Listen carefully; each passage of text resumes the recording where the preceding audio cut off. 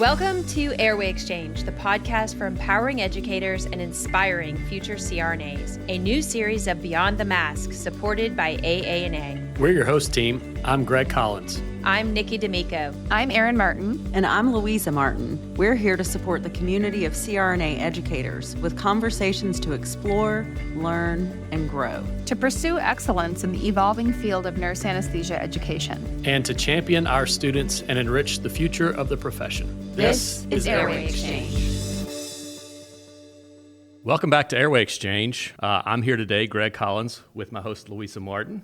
How are you? I'm doing well. I'm really excited to be here to talk with our wonderful guest today. Speaking of, we're going to interview Dr. Shayne Hauglum, PhD, CRNA, APRN. Shayne is a nurse anesthesiologist and healthcare leader, currently serving as Chief Science and Practice Officer at the American Association of Nurse Anesthesiology. With over 20 years' experience in clinical practice, education, and research, he is recognized for advancing nurse anesthesia through evidence-based practice, innovation, and strategic leadership. Shayne, thanks for being with us today. Well, thank you. It's an honor. We want to talk to you a little bit about, first of all, the presentation that you did here at Edge, and then kind of get a little bit about your background, what led you into the position, and finally, what you're doing at the AANA, specifically being educators, being our primary listener, the resources that we have available at AANA for educators, which are rich, and I want to give you a chance to kind of plug those. So your presentation this week was titled Sim Wars, which I love. And so kind of tell me a little bit about that, about how that came about. Your interest in the science of gaming, I think, is fantastic. March Madness. Oh, I love it. You're speaking my honestly, language. It really came from March Madness. It was Dr. Gomez and I really talking basketball and kind of thinking about the whole brackets, and that's how the conversation really started and kind of developed from there and into kind of the concept of Sim Wars.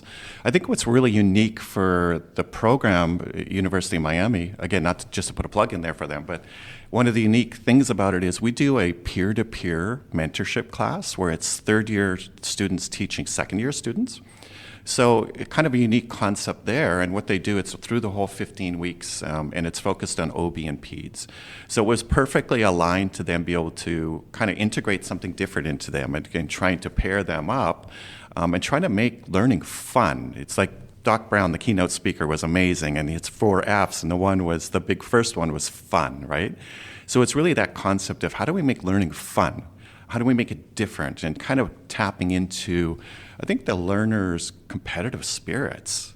And it was pretty amazing to see how they came together. It's, first of all, first time doing it, and it's either going to be a train wreck or it's going to be successful, right? And it turned out to be really incredible to really be able to see how students came together. And then all we did is looked at evaluating that. Just to put a little plug in here is the kind of putting on my chief science officer hat a little bit. One of the things noticed during the presentation was asking, faculty are always innovating, constantly, right? We do that because there's problems, we need to solve problems, so we find solutions. We're great at that. What we're not great at doing is then going and taking the next step and measuring that, and then publishing and disseminating it to everybody else to showcase what you did and what the impact was that. So I think one thing I would say to the audience is take your innovations and take it to the next level. Evaluate them. And publish them, disseminate it to your peers, talk about it, right? And that's all we did, is we just looked at talking about it and sharing it with everybody else. And I think we need to do more of that. There's obviously an appetite for it. I think if you go around the room at these presentations at Edge, everybody's looking for something to do differently that's successful, that's been proven to be successful. I think that's the idea of having a metric, meeting the metric, and then disseminating the information. I think you're speaking the language of nurse anesthesia educators when we talk about that. And I think that's a great thing about our podcast, put a plug in for our podcast, is that, not everybody is able to come for whatever reason to the meetings.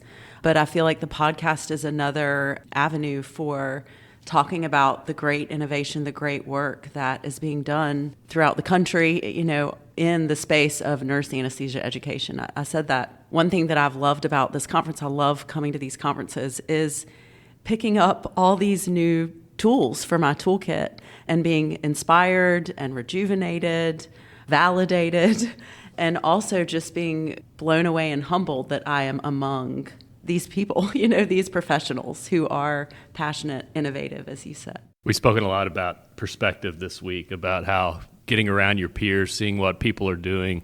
how that gives you perspective. And that perspective sometimes can be a little bit humbling, like we have some work to do. We've talked a lot about AI, and it's funny when we've had the four hosts together, we all have these different opinions about how AI needs to be incorporated, and then immediately that turns into a self-assessment of either we're doing great or we're not doing enough. And I think that this idea of gaming is the same. Give me a little bit of background, kind of, and I'll tell you personally, generationally, the idea of gaming really never made it onto my radar. I think that when you and I think about gaming, we don't think about it the same way that our students do. They're a different generation. But then you mentioned March Madness, and immediately you got my antenna went up, and I'm like, well, now you're speaking my language. Now we can I understand that concept a little bit better. So kind of tell me just about the scientific basis of why it's successful. So when we look at it, the whole premise of it is we wanted to look at how do people work together as teams, right? And if you look at hospital settings, is anesthesia and healthcare is a team sport. It's not an individual sport. Now, some of the team compositions are different from place to place, but it's a team sport. And a big part of it is how do we get together and how do we interact? And I think one thing, and it kind of came out when we looked at the data, is do we do a good enough job focusing on team dynamics and communication dynamics? You look at bad outcomes. A lot of times it's just too poor communication. We've all been through situations that are stressful, and we've seen when, say, code, for instance, is run really well and not really run very well. It's not knowledge. The knowledge is the same from provider to provider, right? That's the base thing. We're all expected that. But it's how we communicate with each other and how we translate that knowledge into, right, the effort. To me, it's, do we do enough of that in training, right? Preparing our students for that environment. So this was a way for us to look at, okay, let's take learning a different way. Let's make it fun, but also let's make sure that it's still education. It wasn't just to game and be fun. It was to have fun, but with a purpose with that too. And I think that's one thing we have to make sure that we're mindful of is as we do these innovations, it's not just to do it to innovate, it's doing it for a purpose, right? What's the underlying purpose and premise for that to do it? So that's kind of all kind of came together. And then really looking at, it wasn't focused on them doing the tasks. It was focused on the dynamics mostly. Everything in between. Yeah. Everything that was in between, right? Because if we focused on just the doing part of it, that's just too technical. And it really was interesting when we started to look at it and evaluate it and say that the three key areas where teams perform better than other teams, and maybe I should step back a little bit and say kind of how we formatted it and maybe the toolkit. Sure.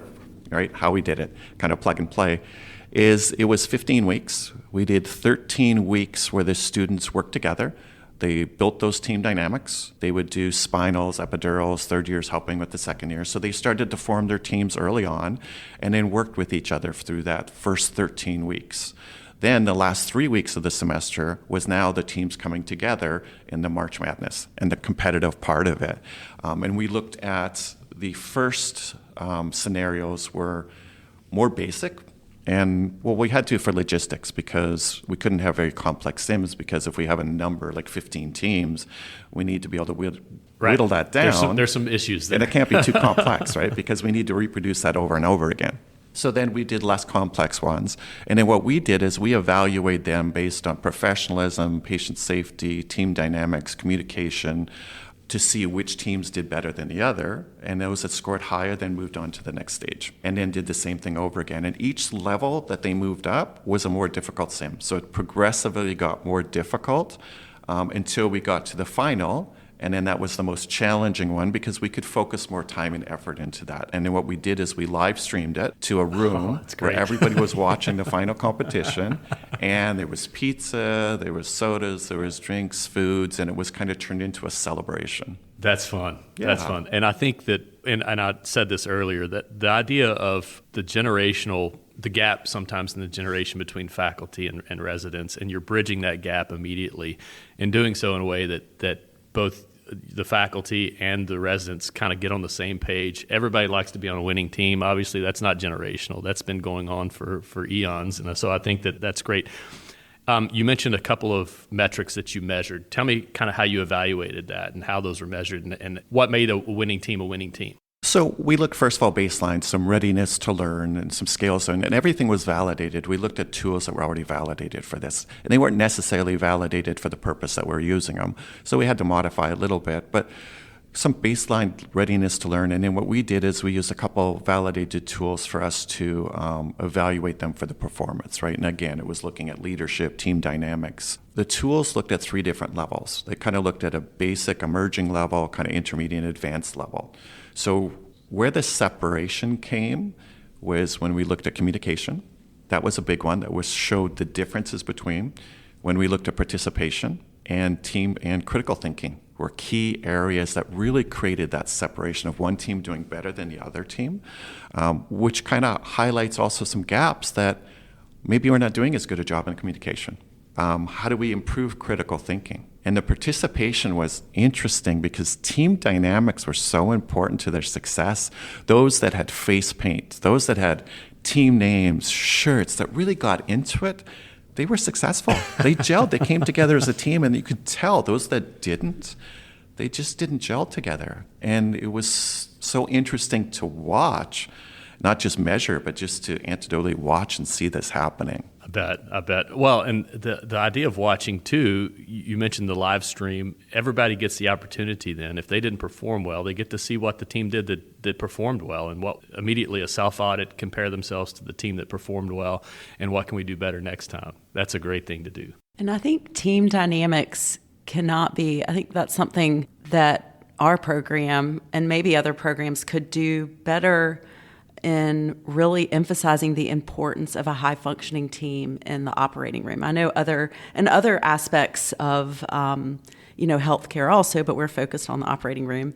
And it is so crucial that the team function in order to have the best outcomes for the patient, because one weak link, I hate to use that phrase, but one person my dissertation was on incivility in the operating room, and a lot came out of my work about teams. One of the main themes, it was qualitative, but was about team dynamics in the operating room and how a surgeon being belligerent or a nurse refusing to speak to a circulator because she's an ortho circulator, and I'm been pulled into this ortho room and I'm usually in the vascular room, whatever it is, it really can ultimately influence patient safety, which is why team dynamics are so important. I think it's so incredible. I'm curious, how did you, in the debrief after this, how would you talk about or communicate to the students about team dynamics? Would y'all do that and emphasize the importance of team dynamics and communication? Yes, no, because it still was the competitive side of things. So it's not necessarily giving each team competitive edge over the other ones too. Sure. We wanted to also keep the March Madness alive. Right. Don't give away any secrets. But yeah, no, that was the key, and the enlightening part of it is going into it, we didn't know any of this. And I think that was the key enlightening part, is now you have data to show that there's gaps, right? Mm-hmm. And what those gaps are. So then it's a matter of what do you do with that? What are the next stages? And I think that's what's really enlightening from that, is that not only there, but is everybody else facing similar things? And I hope what people get from that, from the results and what was published, is maybe some of those key aspects and some of those things that came out of it from there, to look at, okay, maybe there's gaps that we have as well that we can help address. And maybe that's, as a community, we need to focus more on team dynamics and communication, because programs are faced with so much content to trying to give 3 years. We think it's a long time, but it's really not, right? So no, and where do you focus? It's things like this that typically will get overlooked in terms of devaluing something like this for science or for didactic, just didactic content. I think that's a great thing. I want to transition just a little bit, because you've mentioned a couple of times validated tools, assessment functions that you use to evaluate this. And I think that in doing so, what are some resources that programs can look to for that? So when they're building a metric, what are some of the validated tools that you guys use that maybe you pulled in that allowed you to look at, it's not an anecdotal personal assessment of how this team functioned, but what are the validated tools that you used along the way? Oh my goodness, I've been in here for like 20 some years in the profession. You're trying to get my memory here. You don't have to be specific. No, but when we're looking at setting up any study, I think we have to look outside our profession and just be willing to look at, okay, what are you trying to measure? And it doesn't necessarily have to be in nursing or nurse anesthesia, but start to look at outside of that. And especially for what we looked at is you're talking about leadership. You're talking about communication. That's not specific to just nursing. That's aviation. That's so many other industries. So it's a matter of like expanding your view when you're starting to look at these things. And don't think to reinvent the wheel. It's looking at what is already out there that's been used and validated by somebody else instead of trying to do it yourself. And then take that and can I apply that to what I'm using? Or maybe I have to modify to a certain extent because it's aviation and we're talking anesthesia. So some of those specifics may have to get modified a little bit, but don't reinvent the wheel. Yeah, that's exactly where I wanted you to go with that. Like the idea, and I think immediately I go to CRM with aviation and that idea that it works and the validated safety record now that we have because of things like that. I think that's fantastic. Yeah, and I think as a side note, I guess not as a side note, but you mentioned the fun, the F that Doc Brown talked about. I think that something that's so great about what you've done with your students, the work that you're doing, is that they will remember this. At least I would as a student. We didn't have as much simulation when I went through my program, but we did one with a critical incident, and I'll never forget it. It wasn't fun, but I'll never forget it. It was a hyperkalemic arrest. And no matter what I did, the patient was going to have a hyperkalemic arrest. And I've never forgotten it. But I imagine this, what an incredible way to give your students something that they can take with them throughout their career and remember. Even the students, I envision the students watching the live stream, with their pizza and Coke. I'm sure they're going to remember what maybe not all aspects of it, but something they will take with them into their career that will make them a better nurse anesthetist. Well, and to that point, though, is that when we start and they were talking about resilience before coming in here at the session, and one thing I think we lose sight of is that these students' level of stress, anxiety, is at an all-time level compared to maybe when I went to school a while ago, right? Again, that's the gray hair, but we won't go down that path. But we look at the financial strain. We did focus groups, actually, the AANA did for students, and one positive experience out of their whole time in school. And that positive experience was the excitement of getting accepted in a program. After that, it was negative emotional experience. It was anxiety. It was stress. It was all those negative sequelae. And we need to help offload that a little bit and make learning fun, right? But not for the purpose of just fun, but for engagement and for us to enhance learning in a different way, because they really are so stressed, and wellness is such a big part. Wellness is one of my big passions, and yesterday at one of the peer roundtable that I helped facilitate, it was really just a conversation, but it was on creating a culture of wellness, and we talked a lot about that, and it was great to, again, another reason why I love these conferences, we were able to discuss, what are some micro practices? How are you integrating wellness into your routine interactions with the students, even if it's just 5 minutes at the beginning of the lecture or 30 minutes at the beginning of the lecture before you delve into content. How are you trying to infuse wellness into your curriculum? It's a challenge because you want to infuse modules. You want to infuse a module, but then you don't want to, at the same time, by bringing in wellness curriculum, you don't want to add more things to their plate. So we were talking about micro practices. We also talked about it on the Wellness Ambassador Network, plug for that webinar a couple of weeks ago. What are little ways that we're all busy, as educators we're busy. We talked about faculty wellness, but how can we infuse in ways that we can that are realistic for us? We also talked about at the roundtable the fact that if we're not taking care of ourselves, we're not demonstrating to our students that wellness is a priority. It goes back to aviation, and this is what I said so many times, in so many ways, our practice is linked to aviation. But if I don't put my oxygen mask on first, how am I going to put it on, the masks for my students? And so wellness, I think we talk a lot about it, but how can we, and I think micro practices, little ways, is a way to start making a difference. But our students they're so stressed out. And now you've added, 3 years is not a long time, it really isn't. And now they have to, not just be high quality, fully competent CRNAs, they have to put out a high quality project as well. I think in terms of the wellness piece, this to me, putting myself in the role of faculty, developing something like SimWars, that's fun. Yeah. Yeah. That's fun. That's that first F. And I think that's contagious amongst faculty, obviously. If you get together on this, develop it, even doing it the first time, I'm sure there was some stress involved in it. But at the same time, we're doing it knowing that there's going to be a lift at the end. And it's also probably, and you can correct me if I'm wrong, but it's a low stakes lift. I mean, what if it doesn't quite go as planned? We still had a good time. We still learned something.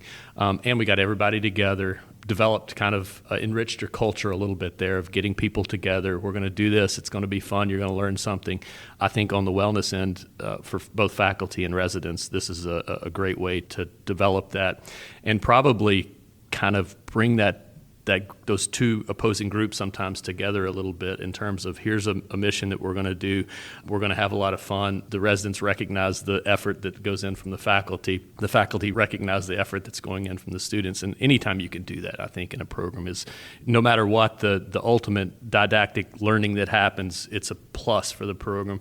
And you mentioned the financial aspect too. To me, and I'm thinking at my program and with my residents, they're always looking for value in what they're spending their money on in tuition. And that value obviously is a nice building and nice resources, but doing something like this, I think, is kind of some intrinsic value that many times is difficult to put a price tag on. So I think that kudos for putting that together. Yeah, and I love that their third years are helping the second year. That I'm sure they love that. We've talked about that, how much that's a meaningful learning there as well. So I want to come observe. I'm in Georgia, so I'm going to come observe at your institution, and I want to go to FIU and observe their admissions process. So I want to come watch and eat pizza and there you go. See the final four or whatever. I'm not a sports person. I know the brackets. I know that March Madness has brackets involved. And that's all you need to know. That gets you excited right there. Shayne, let's talk a little bit now, and again, thank you for sharing that experience, and I would encourage everybody to really look into the science of gaming. That really got brought up on my radar when the first Room 8 pitch that we had with Olivate, and I hadn't thought much about that, and then I see this platform that Olivate brings, and I'm like, whoa, that's interesting. And even as an old guy, that to me is a little bit interesting, and I can assume somebody from a younger generation and having grown up kind of in this gaming atmosphere, I think there's a social media aspect of that as well. Combining all those things together, enriching learning, I think is a great innovative way to do that. Let's talk a little bit about your role with the AANA. Kind of give me a brief history on how you ended up where you are, and kind of what I'm really interested in is what are your forward-thinking, innovative things that you're looking to bring to the AANA, particularly that are going to help educators? Well, how did I come to this role? I think it was a long journey, to be honest. Kind of first started, how much time do we have? Oh, you got all the time in the world.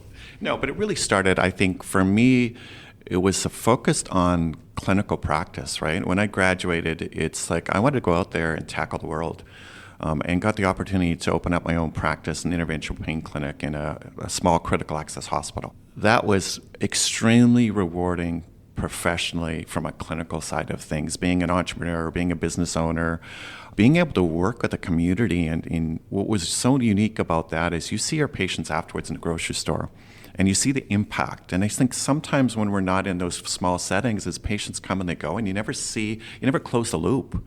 And what I loved about that is you closed the loop all the time and you got to see the impact that you had on the community. So it was, for that side, it was just amazing and tremendous. But then taking that, then my wife went and got her DNP and then ended up getting a faculty job. And we made that transition, and then I went and got my PhD at University of Miami. And that's kind of how I got into academia and transitioned there. And to be honest, it reinvigorated my passion for anesthesia, is getting back into being a faculty. Clinically, sometimes it's very routine, doing the same thing over and over again. But it was like seeing the students learn and being part of that journey is just so inspiring.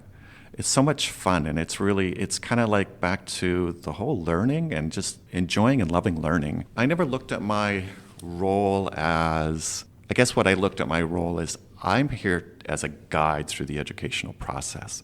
We're all adult educators, all adult learners. And I think too many times it's them against us, and it's breaking that cycle and I always looked at, they're paying for an education. They're my clients. I would always start every semester, every class with an attestation saying, here's my expectations of you, but here's what your expectation should be of me. And this is what I will also do, and you should expect that of me, so that also hold me accountable. And it's a two-way street. It's not just one way. Learning goes both ways. But it's been such a journey. And then being able to take that and work on the foundation. And kind of that, I think, was the key, is then being able to transition that to the AANA. And because of my entrepreneurial background and business background, I think I bring a different lens to the AANA. So it's looking at it from an educator lens, from a research lens. So I think it's just a lot of different perspectives that I think is what's led to, hopefully, my success in the organization and my ability to hopefully have us start to think differently. Be different and think differently, and don't be afraid to jump off a cliff. We have to jump at some point, right? Sometimes it will be successful, and sometimes it won't, and it's okay. But if we don't jump, we don't innovate, we don't change, we don't become different, right? That's the world we live in, and we talk a lot about that at the level of the AANA, and talk about what are we doing today, but what is it going to look like in 5 years and in 10 years, and I think that you're doing a great job of that. In terms of resources, give me your pitch on the value of AANA membership and the resources that AANA brings for the nurse anesthesia educator. Value of membership, I think, is, well, the community first. It's all the lifelong learning. I think one thing the AANA wants to be is we want to be your educational home, be whatever that is. And I think one thing we're starting to look on that front is how do we segment the market a little different? How do we segment the membership a little different? Focusing on your journey from entry to retirement. In entry, I mean the new RN category, which is so exciting, is how do we, content for them. They want to be in an anesthesia program. So how do we help them be successful? One of the things I notice is that really the basic sciences is probably one of the areas that is the toughest transition from a student into anesthesia program. So how do we be part of that journey? And then a journey through their residency, and then afterwards is how to transition. The Bridge program is a great example of us helping them bridge from program to profession, and then hopefully creating an emotional connection so that the students want to be a part and they see what the value of it is, of joining this incredible organization and this incredible profession that's treated me so well, and trying to look at that whole journey from, again, beginning all the way to end. And everybody's needs in there are going to be a little different. Yeah, I think that's great. I know one of our residents is so excited. She's on the wellness committee with me, and she's excited to do the Bridge program. And I feel like she is going to be a lifelong member of the AANA, and a wonderful lifelong member of the AANA, one who contributes and benefits from it, And I know she's going to be a wonderful nurse anesthetist, but I think that transition from resident to nurse anesthetist, is challenging. And I know for me, like some of the CRNAs when I was in school, they're like, give yourself 5 years. I'm like, 5 years? 5 years to get comfortable. But that first year is stressful, it's very stressful. And I remember looking behind, where's the preceptor? There's no preceptor, it's just you. So I think that's a wonderful resource. I think the big take home, hopefully, from this is that for everybody listening, is that we care and you matter, right? And it's trying to hopefully look at the AANA as your partner in this journey, in this profession. And I think some really, really great initiatives that are coming out. And the open board meeting, we talked about one of those is kind of a patient-facing website for patients to be able to come for answers to the AANA. So not only do they get validated information about before surgery, during surgery, after surgery, but they also get trusted information. And we can also then advocate to them the importance of who a CRNA is, what we do, and who we are. So again, those are some big initiatives that I think hopefully people are starting to see how we're being different. We're starting to look more externally focused, not necessarily just internally focused, because focusing externally helps us internally. We're too long have been the hidden profession, and we need to come out of the shadows. Yeah, completely agree. And I think that, again, plugging the resources a little bit here, immediately when I transitioned into an academic role, I'll tell you, we've had podcasts specifically about that transition and the ability to have resources there. Where there's human resources, obviously, hopefully you have a good faculty mentor and hopefully your program is supporting that transition. But sometimes it really feels like you're on an island there. And I think the AANA has the resources there to help you with that. I was turned on early to the educator edge and able to pull some things off of that to help me kind of develop the things that I needed to do to be a better faculty member and to be better in terms of just the nuts and bolts of academics that I really didn't understand.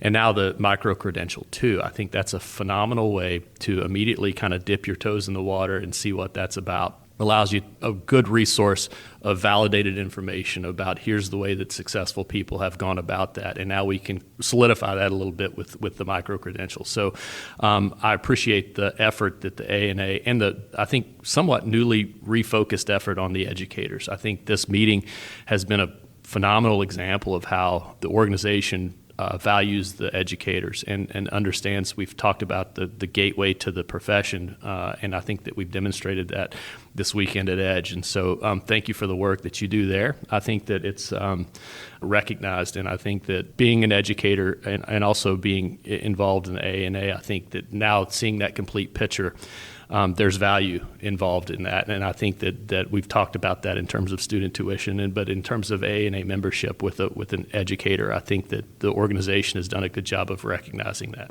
And so what are y'all looking at developing content for the registered nurse members related to the basic sciences? Yeah, we're looking at all of those contents. And I just want to put a little plug in here for Dr. Hallie Evans joining us. And I think she's going to be a wonderful addition and is already a wonderful addition in helping transform, I think, the whole educational side of things.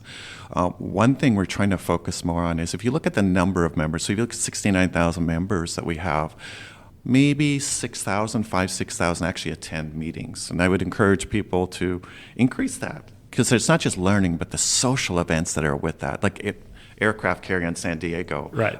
What happened in Nashville. It's a truly memorable experience, and if you haven't experienced it, please do.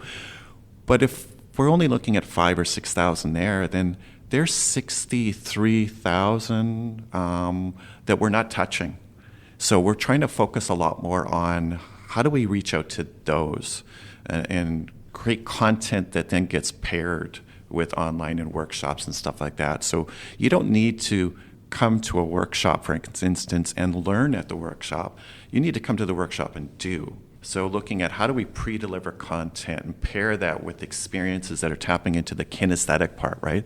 It's the doing part of it and trying to look at how do we increase the clinical correlation. Most of the members are providers, practitioners. So it's getting critical needs that you want irrelevant of a CE attached to it. It just happens to also have a CE, be it OB and advanced OB content, be it pediatric content, right? Stuff that's relevant to you and focusing it on, say, case-based learning, things that help you translate that and correlate to the clinical instead of theoretical. Because now you can see, I had that last week. I can see now how I can translate that into my practice. That goes right back to the science of gaming and the sim wars. I think that's a good connection and probably a good way to wrap up. Shayne, thank you for being with us today. I appreciate your efforts. I appreciate the vision that you have for your position at the AANA. I want to tell our listeners, too, that we'll put some links in the show notes. If you're interested in the resources that AANA has specifically for educators, you'll be able to find those in the show notes. Yeah, thank you so much. This has been great. Thank you for the work that you're doing for our profession. Well, thank you, and it's a pleasure actually working for the membership. And one thing I want to put a plug just at the end here is that the efforts that the staff does for us at the AANA, I can't say enough about that because I get a unique insight. I kind of get to see behind the curtain and what goes on and the efforts that go on the behalf of us as a member and our profession. And I would just encourage anybody out there, members out there, when you get a chance to interact with staff, if you're appreciative, let them know you're appreciative and give them a thank you. That's all I ask for you guys. So thank you so much.